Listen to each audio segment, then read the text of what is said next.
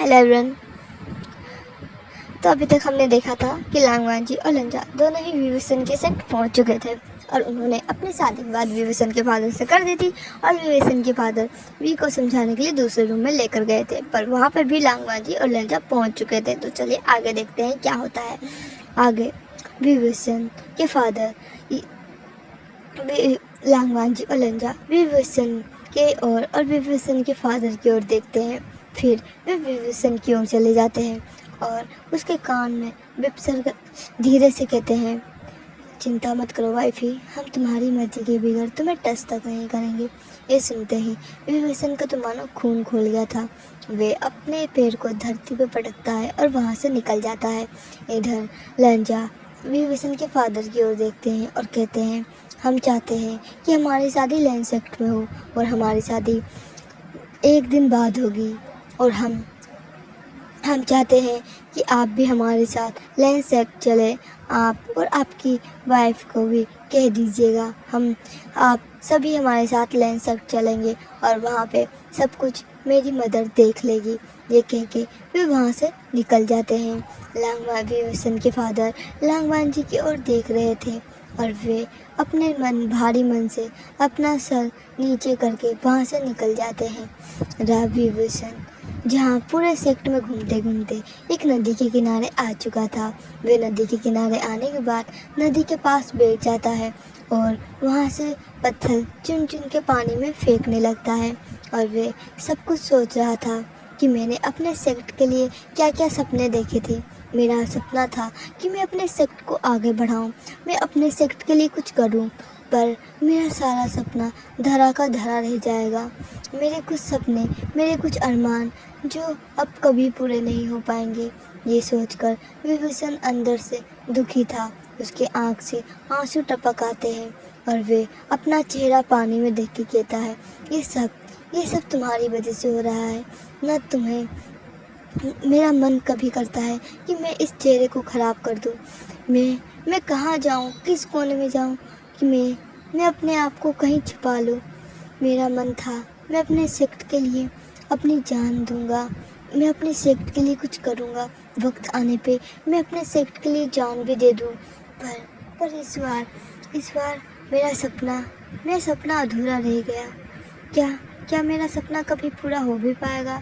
ये सोचकर विभूषण अपने आंखों से पानी बहाए जा रहा था। विभूषण ये सोचते हुए अपने सेक्ट की तरफ निकल जाता है। विभूषण अपने सेक्ट की ओर जा रहा था, तभी वह लाइब्रेरी के सामने से होकर गुजर रहा था। रात का वक्त था, लाइब्रेरी में दिए की रोशनी थी। विभूषण दिए की रोशनी को देख के लाइब्रेरी के अंदर जाता है, तब वो देखता है कि लाइब्रेरी में उसके फादर अपने दोनों हाथ को पीछे समेटे खड़े थे। वे निराशा से चांद की ओर देख रहे थे। तभी विभूषण कहता है, फादर क्या बात है? तभी विभूषण के फादर कहते हैं, क्या तुम्हें नहीं पता कि क्या बात है? ये सोच सुनकर विभूषण अपना सर नीचे झुकाते हुए कहता है, फादर क्या मैं ये शादी मना नहीं कर सकता है शादी करने से? विभूषण के फादर कहते हैं, बेटा तुम चाहो तो इस शादी के लिए मना कर सकते हो, मैं चाहूँ तो ये शादी के लिए मना कर सकता हूँ, पर उसके बाद क्या? ये यहाँ के एम्परर है और एम्परर की बात को टालना यानी मौत को बुलाना होता है।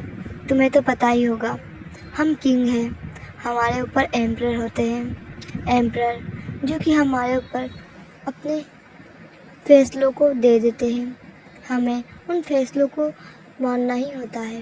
ये सुनकर विभूषण कहता है, फादर पर आपने कहा था अपने सेक्ट के लिए जान देना, पर मैं तो जब इस सेक्ट में रहूँगा ही नहीं तो मैं इस सेक्ट की रक्षा कैसे कर पाऊँगा? आपने कहा था अपने सेक्ट के लिए जान देना और अपने सेक्ट के लिए मर मिट जाना गौरव की बात होती है, अपने सेक्ट के लिए कुछ करना गौरव की बात होती है, पर आप तो मुझे कहीं और भेज रहे हो जहाँ से मैं इस सेक्ट का कभी आ ही नहीं पाऊँगा, इस सेक्ट के बारे में कभी सोच ही नहीं पाऊँगा।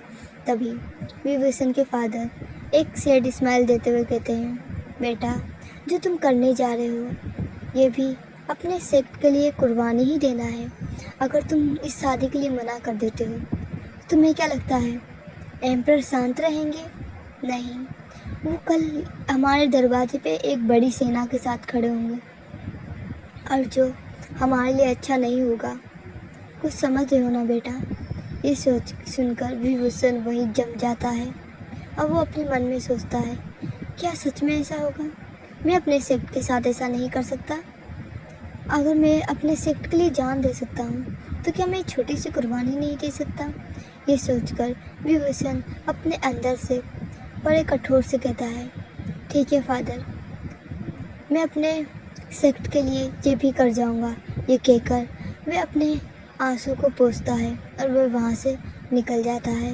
विभूषण के फादर कहते हैं, बेटा, तुम्हारे भाग्य ने क्या डिसाइड किया है वे तुम्हारा भाग्य ही जानेगा। यहाँ पे कोई नहीं जानता कि कल हमारे साथ क्या होगा।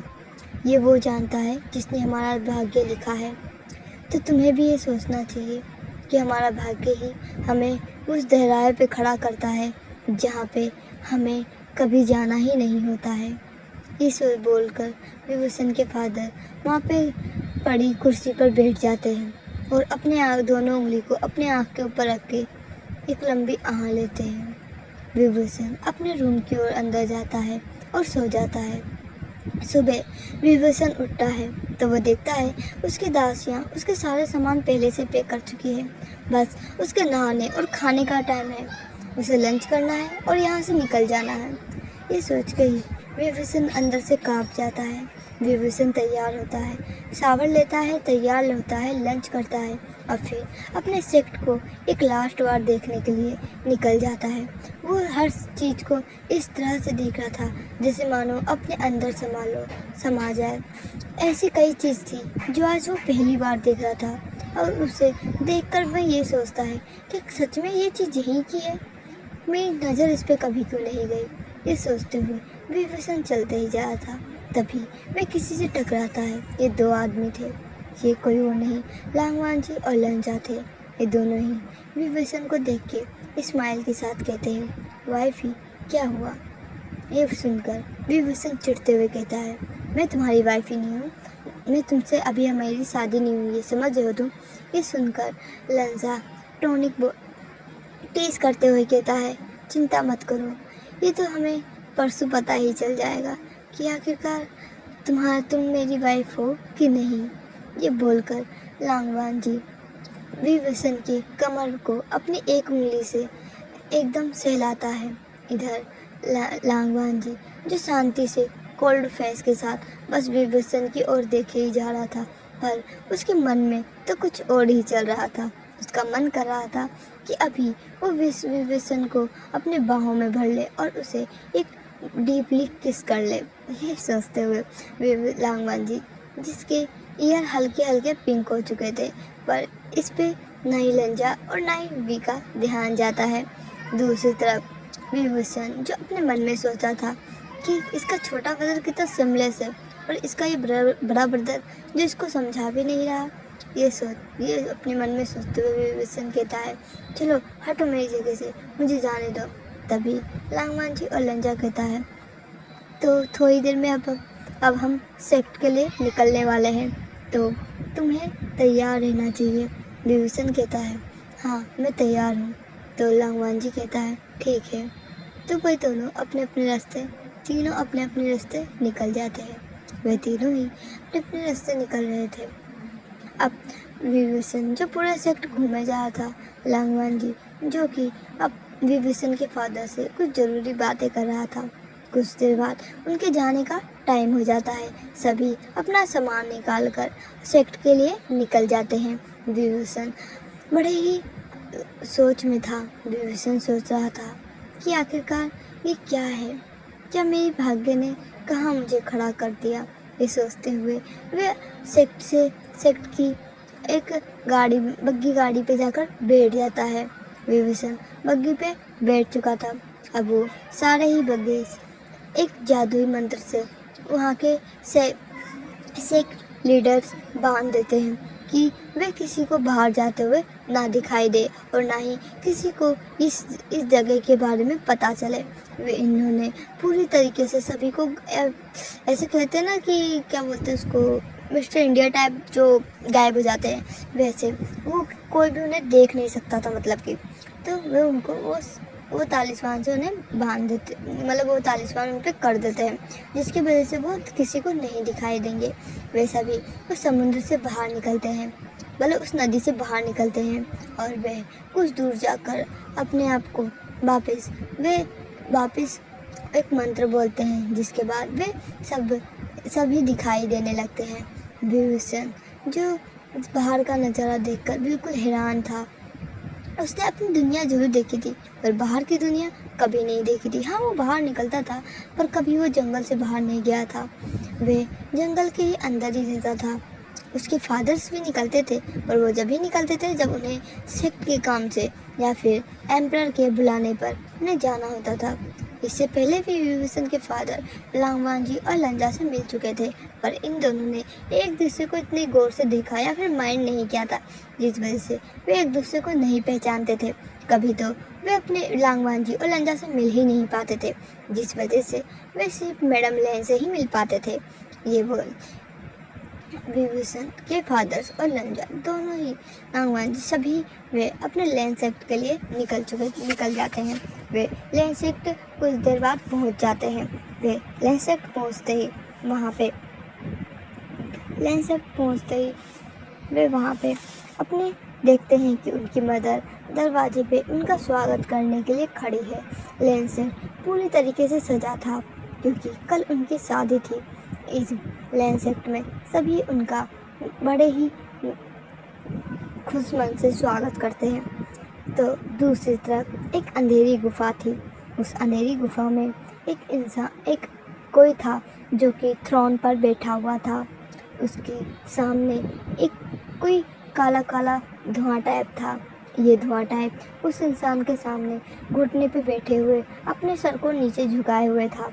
उसने कहा, एम्परर। ये सुनकर वह आदमी जो भी था डीमन किंग एम्परर, वो डीमन किंग एम्परर था। डीमन किंग एम्परर उसकी ओर देखता है और कहता है, तुम्हें यहाँ पे एक काम के लिए बुलाया गया है। तब वो जो भी स्पिरिट थी ब्लैक कलर की, वो ब्लैक स्पिरिट कहती है कि एम्परर, आपने मुझे यहाँ पे किस लिए बुलाया है। तभी डीमन एम्परर कहता है कि मैंने अपनी एक खासम खास रूह को धरती पे भेजा था, जो कि एक मायावी एक स्पिरिट थी। उस स्पिरिट को मैंने कहा था कि मेरे लिए बहुत ही ज़्यादा सोल को भेजा जाए, पर वे कुछ दिनों से सोल नहीं भेज रही। ये सुनकर वो ब्लैक स्पिरिट कहती है, डीमन एम्परर, जिसे आपने धरतीवासियों को मारने के लिए भेजा था, वो अब नहीं रही। ये सुनकर डीमन एम्परर बड़े ही गुस्से में अपने ब्लड भरी गिलास को दूर फेंकते हुए कहता है कि किसकी हिम्मत हुई उसे मारने की। तभी वह कहता है, जो ब्लैक स्पिरिट होता है वो कहता है, एम्परर, डीमन एम्परर, दरअसल वे जिस गांव में हमला करने गई थी, पहला ही हमला की उसने कई गांवों पे हमला किया था, पर इस बार जिस गांव में वो हमला करने गई थी, वहाँ के गांव वाले ने वहाँ के एम्परर से उसके जाकर इस बारे में अपनी चिंता जताई थी, जिस वजह से वहाँ के एम्परर ने ही हमारी उस स्पिरिट को मारा है। ये सुनकर डीमन एम्परर चिढ़ते हुए कहते हैं, चिंता मत करो, चलो सेना तैयार करो, अब उन दोनों की रूह मैं खाऊंगा। या फिर तभी ब्लैक एम्परर कहता है, माफ़ कीजिएगा डीमन एम्परर, पर आप उनकी रूह नहीं निगल पाएंगे। ये सुनकर डीमन एम्परर गुस्से में कहता है कि तुम्हें कैसे पता है सबके बारे में। तभी वो ब्लैक स्पिरिट कहती है, महाराज एम्परर, जब मैं उस स्पिरिट को ख़त्म किया जा रहा था तब मैं वहीं था, मैंने ये सब अपनी आंखों से देखा है। दरअसल मैं वहाँ पे अपने किसी इंसान की रूह को खा रहा था, जिस वजह से मैंने वहाँ पे देखा कि कुछ सैनिक कुछ राजकुमारियों को आप से घेर कर खड़े हैं और उनके सामने एक भयानक जीप खड़ा है, जो कि एक जंगली सुअर था। पर तभी वहाँ पे एक दो ब्रदर आते हैं जो सेम दिखते हैं। मैंने उन्हें देख लिया था। उनकी एक के आइज़ का कलर गोल्डन और दूसरे का नीला था, पर उनके अंदर से एक बहुत ही स्ट्रॉन्ग ऑरा आ रहा था।